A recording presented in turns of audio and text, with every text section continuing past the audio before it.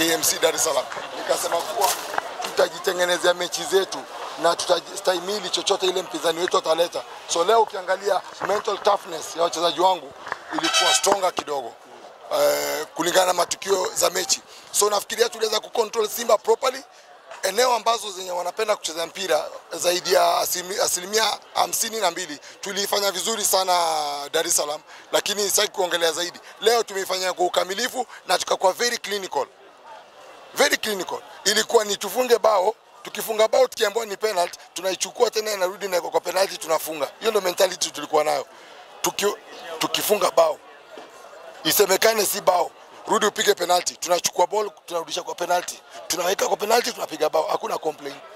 Leo hapana complain. Tulisema tukitoka Dar es Salaam, unakumbuka maneno yangu? Nilisema itakuwa mara ya mwisho Singida kulalamika throw in, sijui penalty, sijui nini.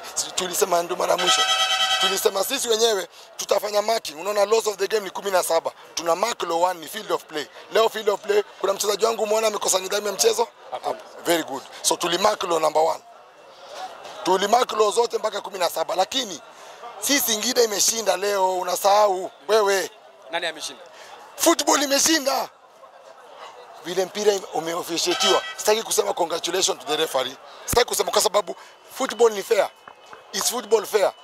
Unaulizonga is football fair? Okay, football ni fair kwa sababu inaleta msisimuko kwa watoto wadogo, msichana, kijana na bibi zetu na baba zetu, inaleta excitement. So football iko fair kama yatafanyika jinsi ambazo inafaa kuwa. Kwa hivyo leo katika uwanja wa Babati Manyara football imeshinda.